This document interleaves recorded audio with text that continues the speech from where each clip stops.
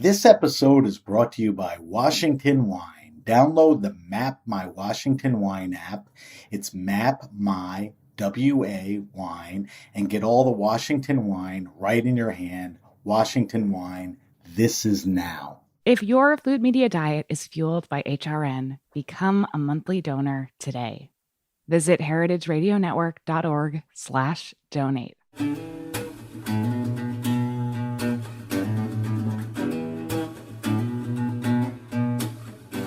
Welcome to Pizza Quest. I'm Peter Reinhardt, a man on a never-ending search for the perfect pizza. This show is the audio version of the Pizza Talk YouTube series, where I engage in interesting conversations with some of the country's greatest pizza makers and other artisans. Thanks for joining me on this quest.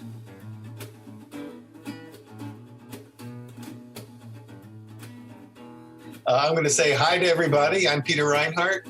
You're on Pizza Talk, presented by Pizza Quest, and today we're with my friend Leo Spazzeri, who we've referred to in an interview in an earlier issue of Pizza Quest, if you go and see the interview, as the greatest guy you never knew. Now, that was 3 years ago when we did that interview, Leo, and since that time, you are no longer this unknown factor. You're pretty well known now in the pizza world, the pizza community, and your notoriety is growing. But for those people who are seeing you and meeting you for the first time, maybe you could kind of fill us and tell everybody your backstory, and we can also refer them to the interview, the written interview we did on Pizza Quest. But maybe the headlines, take them through your journey. Sure. From the greatest guy you never knew to the guy that everybody wants to know. So my name is Leo Spazzeri. I've been in the pizza business all my life. I started at 13 years old and was at a pretty historic place here in Chicago called Nancy's, where I started. And over the years, I really built that reputation as being the Chicago pizza guy. And it took a long time to get that off my shoulders as just being known for Chicago pizza. But, it's a great thing. I mean, Chicago's a great city. And, over the years, I've had some incredible positions that I've held. I was the executive chef for all the Giordano's restaurants in Chicago, and a lot of corporate chef positions at some really large chains. And that's really where my focus started to get involved in the dough side of pizza. As a corporate chef for a lot of, like I said, multi-unit chains, it was really important for me to understand consistency of doughs and, kind of what makes these doughs different and how to kind of evolve them through multiple locations. So I really took that seriously. And over the years, I did a lot of training. And I think that's one of the really big reasons why I decided to open a school. And it was that focus on education that really was something that inspired me through the years. So, that's when I got to meet Tony Gemignani for the first time. And I went to the International School of Pizza. I was in one of his first pizza classes. And I can actually remember when I got there, Tony made me make a Chicago pizza again, he wanted to see a deep dish and a stuffed pizza. And this is all pre. He wanted to see how many ideas he could steal from you. Is that what you're saying? Tony's a great guy. And, I tell people this all the time. You mentioned like getting to a point where people start to recognize you and you get a lot of recognition. And over the years, it seemed to be that there's this kind of thing now that, maybe it's just because of our education levels. Tony and I came out of the same school at Scuola Italiana Pizzaioli. And can you say the name of that school again, but slowly for those who don't know about it? Sure. Scuola Italiana Pizzaioli. And it's the oldest pizza school in Italy, located in Venice. We both trained under the headmaster, who's Graziano Bertuzzo, who's, world-renowned as a pizzaiolo. Yeah, Tony mentioned him in his interview as well. It sounds like he's been a very major influence in both of your lives. Yeah, and over the I would say probably since I opened the school, I don't know, it's just a weird thing that I keep hearing, like, people mention things like, like Leo and Tony, and then all of a sudden it became like a competition thing. And I remind people all the time, it's like, man, you guys got to know, if you're getting any knowledge out of me, you're getting a lot of stuff that came from Tony as well, because Tony's really a guy that, he's the guy that took me out of Chicago. And I give him props to that all the time, because until the point where I went to California and I stayed with him for about a week. And it was really one of those, like, what do you mean you've never stretched a New York style pizza before? So yeah, going back to Tony. So you and I mean, Tony in a way kind of also invited you to be part of his World Pizza Champions team as well, right? Yeah, and again, this is going back to a time when, again, Chicago-style pizza wasn't even a thing. I can remember the first time I wanted to compete in the International Pizza Challenge at Pizza Expo, and I called Pizza Today, and I had one of the ladies on the phone, and I'm giving her all my information and register, and she's telling me because I was making a Chicago pizza, I had to go into the non-traditional category.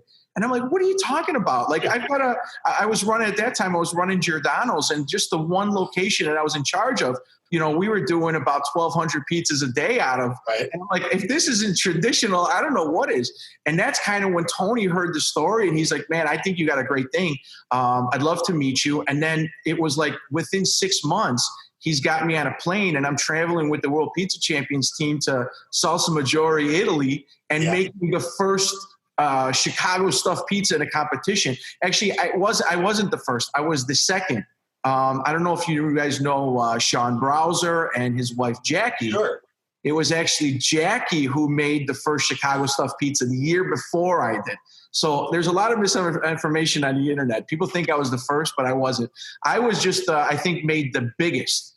I made a 20-inch Chicago stuffed pizza. How'd it go over? It's historic. It's a historic story.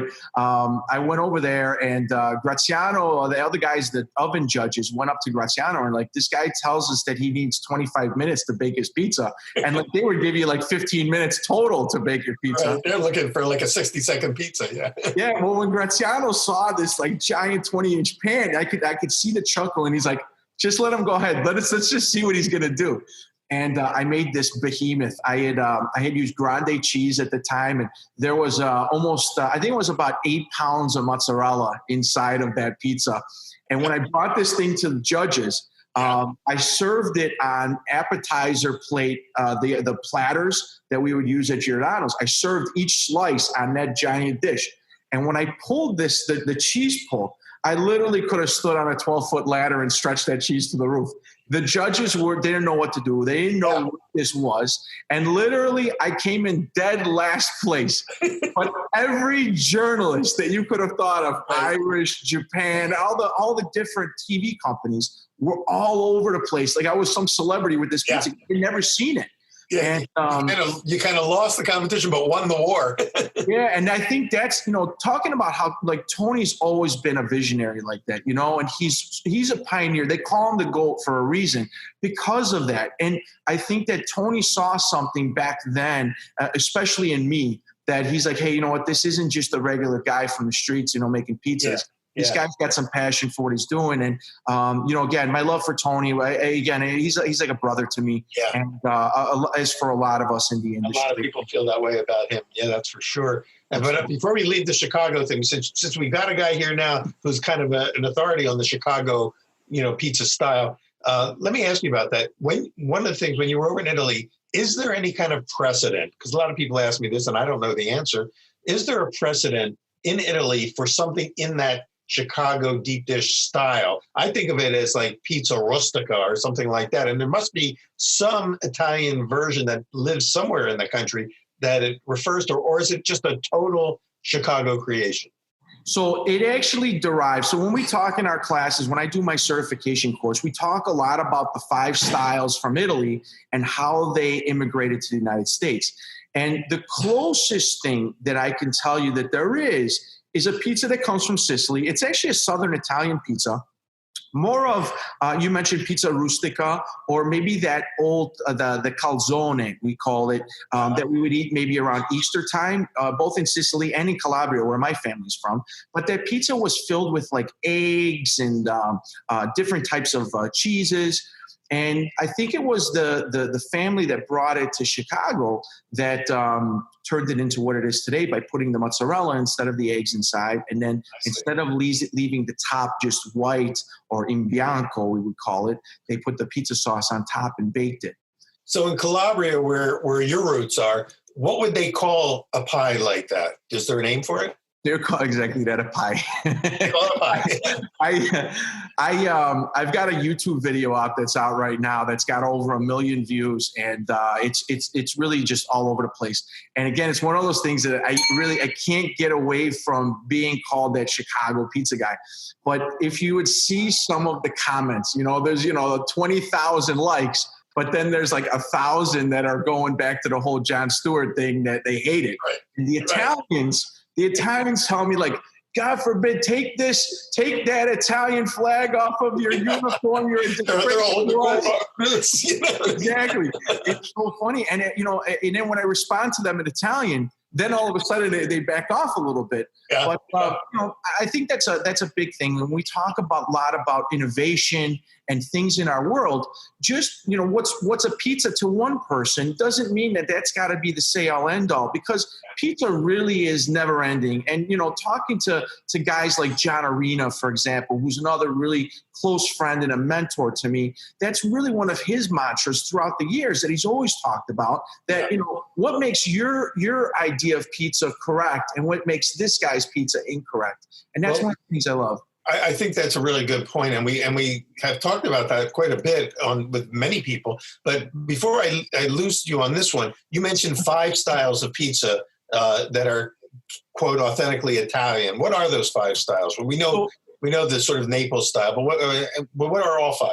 So I'm going to tell you the 5 that I got master certified in, all right? And these are the ones that we call out all the time. So the Neapolitan, all right, pizza, the pizza that comes from Naples, Italy, being, let's say, the mother of all pizzas, okay? Pizza Napolitana is number 1, okay? And then we've got the round pizza eaten throughout the rest of Italy, which we call pizza classica, all right? Very different in style from the pizza that you would see in Naples, because pizza classica is baked a little bit longer. The edge, the cornicione, is browned a little bit more.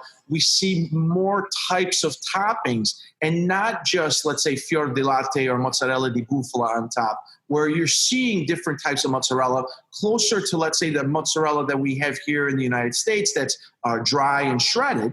And that's one of the big styles, right? So those are 2. So is the Classica, would that be something that we in the United States would think of as either New York style or maybe American style? Is it closer to that sort of Americana?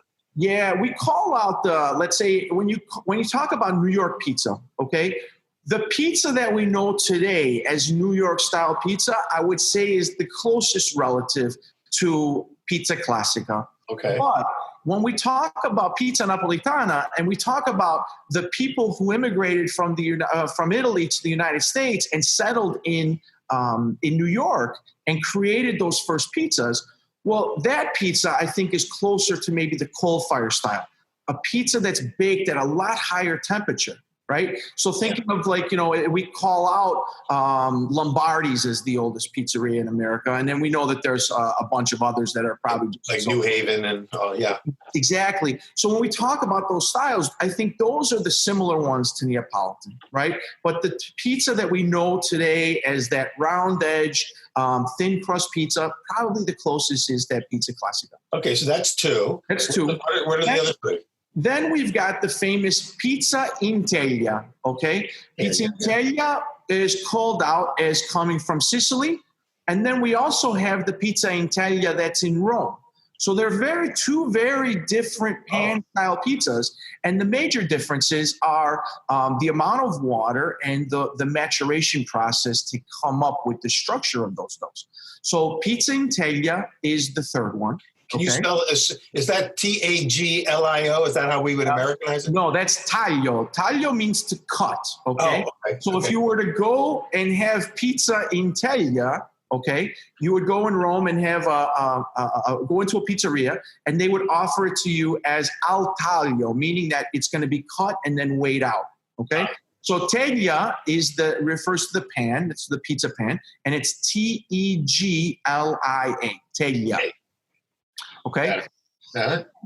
We also have another style in Rome called pizza al metro or pizza alla palla. Okay. La palla is the peel, the long peel, and al metro refers to the size, the meter long pizza. But if you go to historic places in Rome for that style, you know that like the famous Campo del Fiore, right? Antico Forno, yeah. Exactly, Antico Forno in the old center, right, of Rome. That pizza is actually 2 meters long, 6 feet long.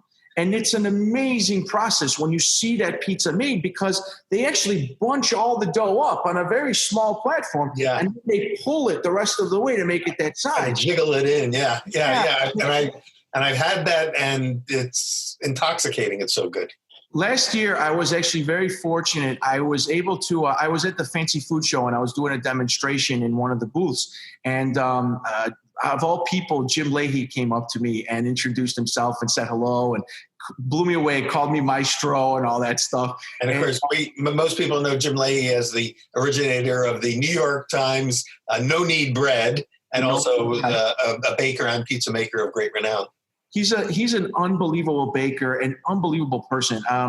He invited me to his bakery called Sullivan Street the next morning. And I went over there to visit him. And when I went there, the first thing that he wanted to show me was his pizza alla palla. And he does his exactly the way that Campo del Fiore does, the 6-footer. And I actually have a photo of me and Jim holding this 6-foot pizza. It's actually just that they call it in bianco again, more of a focaccia like dough at that stage, because it didn't have any toppings. And he's just an amazing person, just a good all-around guy. So that's number 4? Let me see. We got Napolitana, we've got Classica, we've got Italia, we've got alla palla. Alla palla, all right. And then we have the senza glutine, which is the gluten-free, which is a whole nother style out there. And we call that out as being an Italian style because if you see the work that the Italians have done specifically on the gluten-free pizza, we talk about the Europeans being so far ahead of us in that game, right? They've really studied and focused on it. I can remember we were talking about Tony and going out to Salsa Maggiore. I remember like maybe the second year that I was with the team and we went to the championships out there. It was the first time that the World Pizza Champions team was going to attempt to compete in gluten-free. And I will never forget. Maybe I'm gonna tell a story that I shouldn't, but I'll never forget. That's the kind of stories we like to hear. Yeah, these guys were. I was not competing in that category, but the ones that were did. I'm not gonna mention any names. Yeah, the ones that did. I'll never forget. Just the white pasty. It's really sticky dough, right? Yeah. It was just a mess. So. That was a perfect example. Like when you see the types of pizzas that are being made in gluten-free and the types of bread that are being made, you cannot tell. If you go to Naples right now and you have a gluten-free pizza, you would not be able to tell the difference between that gluten-free pizza and a regular Neapolitan pizza baked in that wood-fired oven. Really? They're unbelievable. Is there a long tradition of this style, or is this a relatively new innovation for them as well? So I would say it's newer innovation, and I would say that it's probably something that's really begun to get a focus over the last 10 years, which is definitely farther along than we are here in the States. Interesting. But we're getting better at it. And again, this is one of the classes that I teach here at the Academy is that gluten-free. I had twin brothers from Naples actually come out last year and did a class with me who are renowned in Naples as gluten-free pizza makers. Really? And we made some incredible bread, and we made Kaiser rolls. Out of all things to say we were going to make with 2 Italian guys from Naples, we made Kaiser rolls that were gluten-free. And at the end, we were opening these things up. I had about 50 people in that class, and we were doing mortadella and fresh mozzarella and everything. And you want to talk about why the Italians live the way they do. It's for things like that. That we could do a whole show, I think, on this aspect, because the gluten-free category is, of course, huge right now, but it's also controversial within the pizza world. A lot of people say, they get offended if somebody says, "Do you offer a gluten-free pizza?" and they feel that that's almost sacrilege. But you're saying no, it's no longer considered that at all. In fact, there's a big area opening up on that. So we've got to find out what about things that we think of as pizza, like focaccia and schiacciata, where do they fall in the scale? So those would all get Roman lumped style. in with the pizza integlia, right? So we've got focaccia that comes from all over Italy. You know, it could be a focaccia genovese, it could be a focaccia pugliese. Depends on where you're coming from. And, you know, even those in their own styles, the focaccia is much different than the focaccia that we traditionally see here in the States. And it's becoming more evolved and it's becoming better. But if you look at those, like one of the things I love about doing that focaccia genovese, for example, it's just that white-topped focaccia. And inside, what they do is they make something called a salamoia. And salamoia is a mixture of olive oil, water, and sea salt. And they beat it together to create an emulsion. And they coat and almost saturate the top of this dough with that salamoia. And when the dough bakes, obviously, we know what putting steam inside of an oven does to the top of a loaf. Well, it does almost the same thing to the top of that focaccia and just creates this open, loose structure on the top, and it's gorgeous. And we've seen that done. I think Osama Nosrat's TV show on Netflix. What is it? Salt, acid, oil, whatever it is. You know, her show. She actually demonstrates that and talks about it in her book as well. And I think more people know about that now than ever knew about it because of that one that blew up pretty big. Yeah, and you know, these are these little techniques. These, you know, we call them. These aren't secrets. These aren't tricks. These are things that have been done for 100 years. And you know, maybe we're just the first ones to be shedding some light on it here in the States. But again, I think that this is what makes these styles of pizza in Italy so special.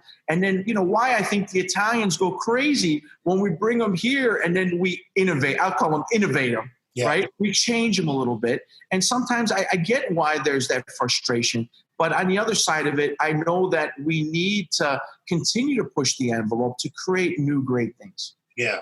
Well, Leo, this would be a great time for us to take a little bit of a break. We've covered an awful lot of ground, but we're going to come back and do a whole other show with you and continue to talk. And I'd love in the next segment for you to take us a little bit around your school. You mentioned the school that you've created in Chicago. What's the full name of the school? So I'm the co-founder and Mastro Istruttore of the North American Pizza and Culinary Academy in Lisle, Illinois. We're out just outside. And when we come back, you can tell us more about that. Your partner, Anthony, your wife. Show us maybe if the camera will move, you could show us some of the great tools you have. I'll take you around about that, and continue exploring sort of this world of pizza styles, and you can tell us, some of the classes that are even coming up, at the school. We'd love to hear more about that. I'm with Leo Spazzeri, our friend, our no longer the great unknown, but now becoming, one of the big names in the pizza world. And a lot of it has to do with the school that he's created in Chicago, sharing the knowledge that he's accrued over the last 30 years in the industry. We're on Pizza Talk, presented by Pizza Quest. I'm Peter Reinhardt with Leo Spazzeri. Come back and join us on the next episode. Thanks. Thank you. We'll be right back with more Pizza Quest right after this break.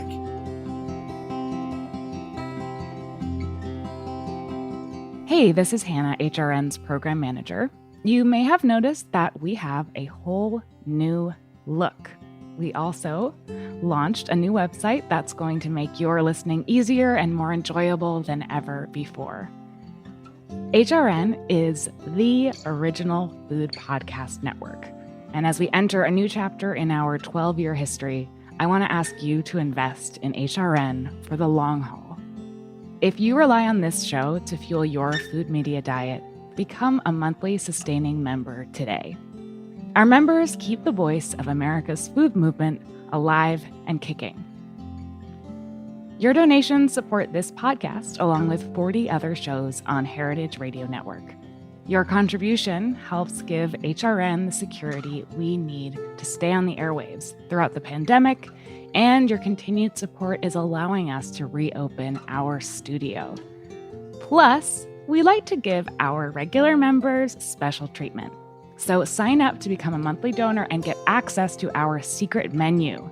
We've gathered together exclusive discounts and offers from some of your favorite food and beverage brands. So you get to enjoy insider pricing on goods that will ship right to your door. Join our community of monthly donors, and special deals will come your way throughout the summer. So, can you make a gift of $5 or $10 a month? It'll show me and our whole team at HRN how much this podcast and food radio in general means to you. Become a monthly sustaining member today at heritageradionetwork.org/donate. I'm Peter Reinhardt. Welcome back to Pizza Talk, presented by Pizza Quest. I'm in Charlotte, North Carolina. Leo Spazzeri, our guest today, is in Chicago, Illinois, and he's at his school. What's the name of that school again, Leo? The North American Pizza and Culinary Academy. All right, and earlier in a previous episode, Leo was telling us about his formation and training in Italy. What was the name of the big school that you and Tony and others have gone where you got certified? So it's called Scuola Italiana Pizzaioli, located in Venice, Italy. And I know that, Leo, you were really one of the very first, maybe you and Tony are the two first Americans ever certified by that school, right? Yeah, and actually we're the only two master instructors in the United States. Really? Both of our schools, Tony's got the International School of Pizza, and then I've got the North American Pizza and Culinary Academy here in Chicago. And we are the only two certified schools in the United States with Scuola Italiana Pizzaioli. So that's a pretty big honor for us. So now any North American who wants to get essentially certified in that lineage doesn't have to go to Italy. They can come right to you and get trained Absolutely. There. And the cool thing about it is that, there's a lot of people teaching pizza, right? Which is an awesome thing. It's great for our industry. But the great thing about what our schools do, mine and Tony's schools, is that because Scuola Italiana Pizzaioli is actually accredited, we wear these insignias over here. Oh, This is part of a group called SGS. And SGS maintains like an ISO 9001 certification. And periodically our schools get basically checkup, from these organizations to make sure that we're teaching our curriculum properly. Yeah. So this is like, it is kind of like the gold standard when we call out, if you're serious about getting certified as a pizzaiolo or learning traditional methods, either the Italian methods or even the methods here from the United States in all the different styles. This is like legit 100%. This is the top of the mountain, and we love this. And you're not just teaching the Napolitana style; you're teaching all 5 of the classic Italian styles of pizza, correct? That's right. And this is actually one of the cool things about the road that Tony and I have taken, because while we're still kind of parallel in our teaching, Tony's taken the philosophy of incorporating the American styles of pizza into his certification course, where my focus is on the 5 styles from Italy and then how those styles immigrated to the United States. I see. So it's really a focus on Italian pizza, and then we can show you every style of pizza from those styles of pizza. So you also can show people how to make a Detroit style or a Chicago deep dish style, any style kind of grew out of those master styles. It's kind of like the mother sauces of pizza. It really is. And, maybe thinking of a mother sauce, one small change in an ingredient will change the sauce completely. And it goes the same with our dough, and talking about things like high hydration doughs to very low hydration doughs like the Chicago style, and everything in between. Well, you have a facility there that you've created. It's been open for about 3-4 years now. No, it's less than that. We're a little over 18 months. Actually, July will be 2 years. I guess it's been 3 to 4 years since I heard you start to talk about it, and it takes a while to make these things happen. But I've had a chance to teach there at your school, and loved the time I was with you, and got a chance to see a little bit about how it was set up. Can you give us a little walk around and show us everything that's going on there? So actually the area that I'm sitting in right now, I'm in what's called the show kitchen. And when you walk in the front door, and especially when you come here to spend 5 days with me for the certification course, you'll see I got the coffee bar right behind. So this is where we start every morning. And this is where a lot of the powwows happen, a lot of checking through your notes, from the night before. And all the students will actually sit around tables drinking coffee, before class and talking about those. So this is a really cool piece because even while I was in Italy and we would do our classes out there, every morning, that's how we would start out. We would go to the coffee bar around the corner, have coffee, and go back. It's like your cafe. This is like a little cafe. I'm craving a cappuccino as I'm sitting here watching you. Well, I'm going to actually pick this up. Hopefully I do this justice. All right. I'm going to show you behind me here. All right. And what you see right here, all these tables that are set up, this is our classroom style setup where all the chairs are facing forward, right? Normally we would do classes that are pretty large in this area. And, again, being that we're part of Scuola Italiana Pizzaiola, you can see right behind me, we're very proud of that, being part of that group. I'm going to walk you around over here. And this area is actually where all our teaching happens. So the shop. I remember doing a demo. I did a demo class right behind that counter there. That's right. So, you can see right behind me, it's a giant island that holds probably about 20 seats right here at the island. The chef would, I'm going to bring this around here. The chef would stand here at the cooktop, right? And, it wouldn't be an Italian cooking school without an Italian coffee pot on the stove. And they would sit here and they would do their classes. And then right above here, there's a camera right there. And then that projects everything onto this screen that's right here. So no matter where you're at inside of this room, you've got a lot of visibility to what the chef instructor is doing. We've got wireless microphones in here so that, again, everybody can hear really well. And how many people could fit in that room? We try to cap it at about 60 people when we do a private event or, a big demonstration. But the key to this, and I think that this is one of the things that a lot of people, when I'm doing these interviews, have been asking about is, how's this going to affect you post-COVID, And for us, when we do a normal class here, we specifically keep those groups under about 12 to 15 people. My 5-day certification course, we always cap that at 8 people because we want to give that one-on-one experience from student to instructor. People are coming here from all over the United States and a lot of times from all over the world to get in front of me to take these classes, and we want to make sure that it's not oversaturated. So actually, when we're ready to open up, hopefully we've got our next 5-day certification course coming up in July.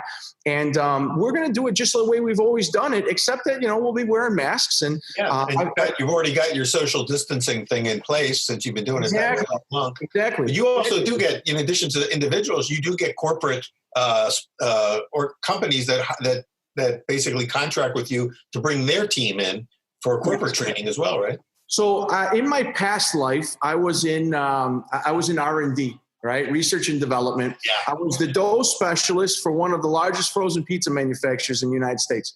And that's really where I was able to take all of the knowledge that I had in dough making and figure out how to make these things run high speed. Totally different world, but it all is dough chemistry. And all of a sudden, all these manufacturers that I was dealing with, these major companies, the Nestle's of the world, and I could probably tell you that almost every manufacturer of ingredient has probably done events in here so far, and they're really looking for that experience. Number one, to train their staff on what the independent pizza guys are doing. Because it's our world. The independent pizza world is really where all the trends come from. And eventually you'll see those trends end up in the grocery store. Last year we saw the first Detroit style pizza in the freezer case. That's right. How about that? So, this is some pretty interesting things, but we have a lot of really high end clients. A lot of them I have to keep confidential for obvious reasons. Yeah. But, my fingers have been in a lot of doughs across the United States and a lot around the world, even in Canada. And it's really a fun experience. Well, so you're in the front of the house now. Can you give us a peek in the back of the house? Yeah. So this, I'm going to bring you into the oven room. All right. Now the oven room has been converted to curbside pickup headquarters. It's already making me envious. So I'm seeing all these wood-fired ovens and different styles and deck ovens. You've got a whole bunch of tools there. We have 3 wood-fired ovens here. This is an actual VPN-approved Neapolitan oven. This is from a company called Marana, which is from Verona. And this one actually has the certificate of the VPN, the Pulcinello. So this is an actual Neapolitan oven. I had it custom painted, the same color as the Naples soccer team. And, everything very traditional. Even the pizza tools are the Neapolitan pizza tools and a lot of that sort of thing. So we try to really give our students as close to a traditional experience as we can without them traveling to Italy. You're kind of standing in the ultra-Orthodox section of your shop. This oven right behind me, this is a rotating deck oven. Again, another Murano oven. Something that did not exist in Italy 100 years ago.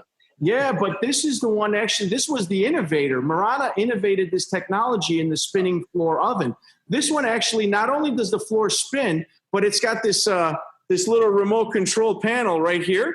And the whole floor actually lifts up and down so that you can change the temperature of the oven by just moving the pizzas closer to the door, to the dome. So you can dome the pizzas without lifting them.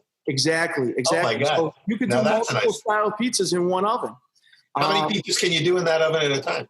This pizza, if I'm doing 12-inch pizzas, I can do probably about 14, 15 pizzas inside of this oven. With a pretty big flow there, yeah. Absolutely. And there's the recovery time is really non-existent because there's a burner under the floor inside of this oven. So the floor never cools down. And then obviously, this one. This is a pretty famous oven buried right now. This is our Forno Bravo. This is a Napoli 140. And this oven was actually a gift from Forno Bravo and all those guys. When I opened the school, they had asked me, can we put an oven inside the school? And I was like, man, I would love to have one of your ovens. And Greg Gisco, who's the president and owner of the company, said, Leo, just let us know what we can do. And I think he regretted that afterwards because I says, I want to do a tile job. And I wanted to do pennies. And my partner, Anthony, who you're going to see in the kitchen, he wouldn't let me send pennies to California to tile the oven. So we found this. These are 3/4-inch circle tiles that are mirrored, and each one of these was individually hand-placed. 25,682 hand-placed tiles on that oven. That was pretty cool. That is cool. This is a pizza press back here. I've got a double electric deck oven. This is a gas deck oven. We just installed a combi oven over here. And the combi is great because besides doing a lot of great baking in the combi, we're also roasting meat and doing a lot of things like that. I use it a lot for proofing as well. And that's always. I find the combis are really great for focaccia. I've had some phenomenal success with my combi. I love it. And we're as soon as we open up, we're going to start doing combi cooking classes because, I heard a number that there's about 80% of the restaurants in Europe have a combi oven, and it's only about 15% here in the United States. So it's a great way to cook. Well, it's another tool that expands the repertoire of the operation. Yeah. Absolutely. I'm going to take you to the door now. Okay, this is the magic door. What's happening here? I don't know. Hopefully, these guys are all dressed back here. But I got the boys back here. Hey, Anthony, how you saying? Anthony. Good to see you. It's Anthony. How we doing? It's Footy Frank. Hey, Frank. What are you guys making over here? A little tiramisu. Tiramisu. This is for the curbside pickup menu. We're soaking lady fingers over here. Do you sell those by the tray or by the piece? These are going by the tray. Wow. So it's going to work. Who's buying trays of tiramisu? Restaurants, cafes? Who's open? Oh, no, people. Curbside pickup. Take home and eat. They're just taking them home. Yeah. When they talk about in Chicago, when they talk about flattening the curve, it's the curve of your belly that you're going to try to lose after the quarantine. But what does a tray of tiramisu sell for? I don't know. What do we sell? $16 for this. It'll serve 4. In your house, probably 2. In my house, maybe 1. Yeah, right. I know. That's awesome. That's a pretty cool thing. But we've gone to full scratch kitchen over here. There's, we're not opening cans and scooping and dumping over here. Everything is made from scratch. I've got another old friend of mine. This is my buddy Danny. Danny, say hi to Peter Reinhardt. Hey, Danny. How's it going? Danny used to work with me downtown many years ago at another famous chain, big restaurant chain. He was one of the corporate chefs with me. And I was able to snag him and bring him over here and cook. Are you allowed to say that? Are you allowed to say the name of the chain? Danny also is a Johnson & Wales graduate. That's something we have in common. So you're not allowed to say the name of the chain where he was working? So, no, we used to work for Francesca's Restaurant Group. And they have about 26 restaurants worldwide. And the great thing about that is that we had a lot of these little side concepts that were like one-offs. And they started as one-offs, and now they've turned into chains. But we got to do a lot of those one-off deals and turn into really cool places. So you were doing like the R&D for them, huh? Menu development. Yeah. Danny's a warrior in the kitchen. I'm going to tell you, if I'm going to go to battle with somebody in the kitchen, he's one of the first guys on the line with me. What is Danny making now with all those eggs? I don't know what he's making. We'll see when he comes out. When he comes back out. Making arancini. We do scratch made. They're about the size of a softball. And we do giant. What are you making right now? I'm just making the egg wash, and then I'm going to start building. For arancini? Yes. Do you have any already built? No. Yeah, I think we have. Let's see. So you're selling those curbside also? Then people are just coming and buying. Yeah, we do. We change the menu once a week, and people say like, oh, I missed this last week. Can we do it again? And I think for us, it's really about not getting bored. Cooking the same thing all week long, and we change it up. But it really is a cool experience. Look at these arancini. Holy cow! That's a family size rice ball there. And we're using cannoli rice, risotto rice from Accarello. And we're using saffron to make that rice. We've got a bolognese sauce that cooks for about 6 hours with 3 types of meat in it the right way. And, to have that much work go into an arancini, right? These are some of the things that when people have these, we tell them you better get a couple extra because they're not going to make it on the car ride home. That's right. Yeah. Well, so this is our kitchen here. And again, being that we're a school, we have a lot of small wares around, and you can see we're built to do, multiple of everything, So if you come here to take a class, you're going to get the experience of actually cooking by hand. You're going to cook along with us. Everybody would get their own setup. I'm going to take you into the dough room right now. This is my favorite place to do it. Sure. I love the dough room. This is where I quarantine myself. And one of the things that I'll point out to right behind you is that, so many different types of flour that you keep there so that you can show people number one, how they work differently, but how each one are maybe particularly suited for a particular product. Right, and this isn't even all of it because then I've got stuff. There's flour everywhere. I've got bins. I've got dry storage in the back of this place, and there's probably. I think today I probably have about 22 different types of flour in here from all over the United States, all over Italy, all different mills. And it's really, the great thing about, people saying, we know, I'll call it out. There's a lot of politics in our world, right? Sure. And a lot of times it comes down to what flour mill you support and all that. And I think that, you were probably one of the first people to teach me that lesson that if we're going to be educators, we need to really stay neutral and we need to teach everything, right? And that's really the stand I took. Yeah, I have the types of ingredients that I go to for my own things, when I'm going to do my own work. But for students coming here, it's really about teaching them why a certain flour is great and not just because of the marketing on the front of the label. Yeah. It's really about what's inside the bag. Exactly. And I think what we'd love to do is bring you back for another whole separate show where we talk a little bit, maybe you do a little dough mixing for us or do a little demo for us to teach us, give us a little taste of a lesson, but also maybe have you sit with our dough panel. I call them the Yodis, our pizza Yodis, where we talk about these issues. We take questions and answers from our viewers and have you guys kind of debate over things like that. And one of the questions that comes up a lot is, how do we understand the differences in the different functionality of flour and which flour is most appropriate for which products? And we'd love to have you chime in on those conversations as well.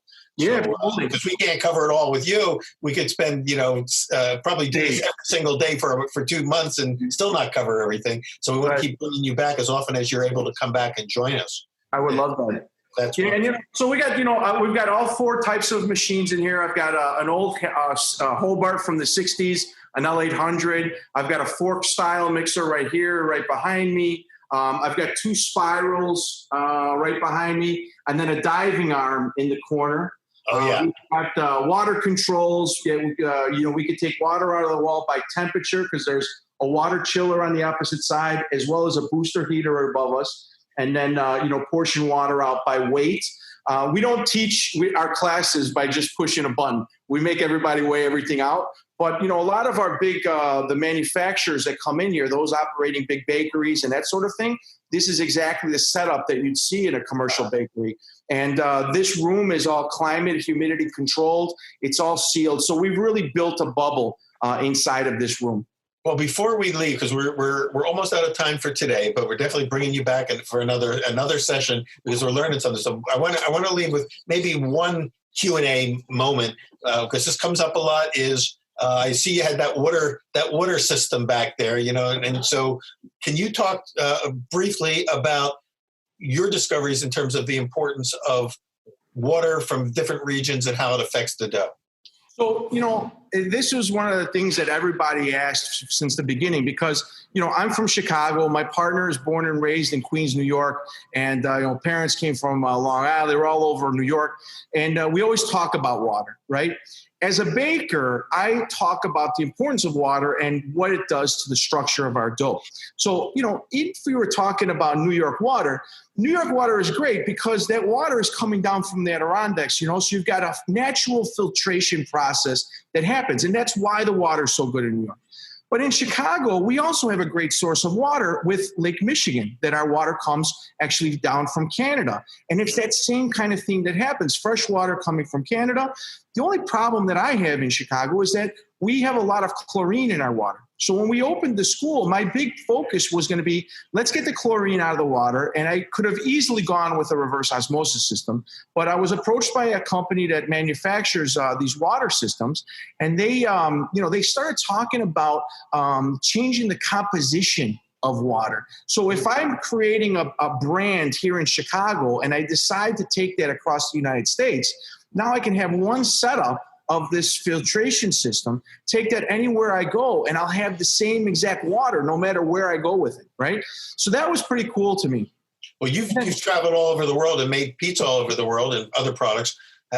Can you tell the difference? Does your palate discern the difference between dough made, let's say, in Italy with Italian water versus the New York water versus the Chicago water?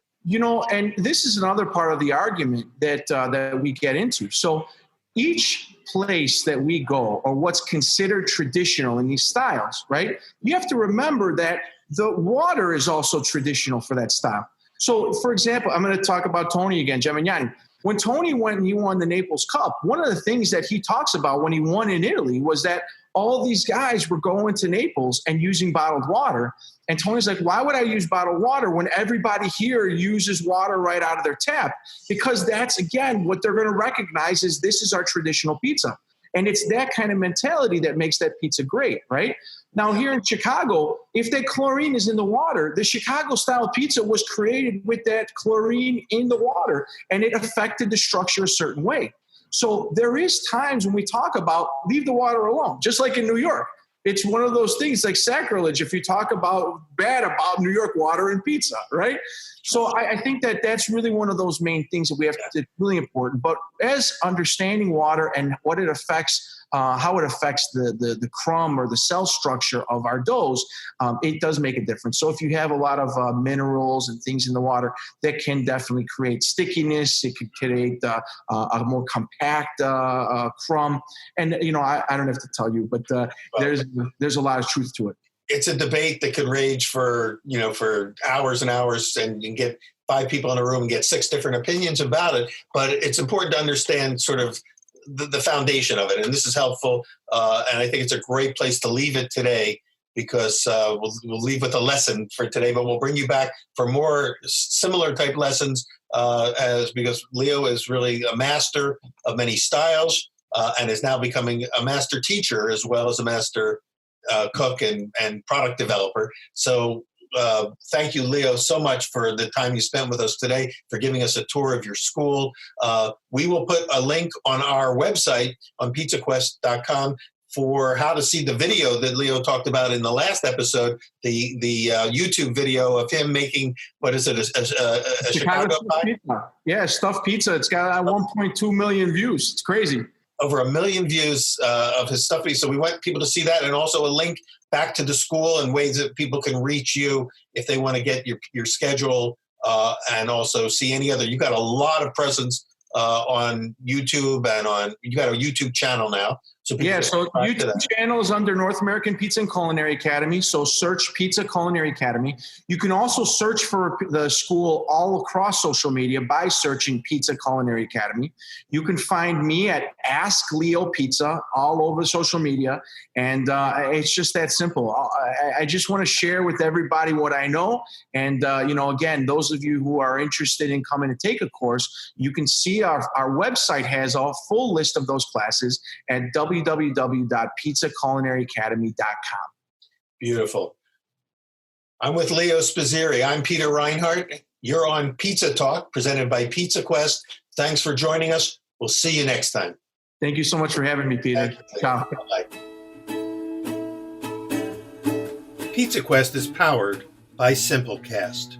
Thanks for listening to Heritage Radio Network, food radio supported by you. For our freshest content, subscribe to our newsletter. Enter your email at the bottom of our website, heritageradionetwork.org, and connect with us on Instagram and Twitter at heritage_radio. You can also find us at facebook.com/Heritage Radio Network. Heritage Radio Network is a non-profit organization driving conversations to make the world a better, fairer, and more delicious place. And we couldn't do it without support from listeners like you. Want to be a part of the food world's most innovative community? Subscribe to the shows you like, tell your friends, and please join the HRN family by becoming a member. Thanks for listening.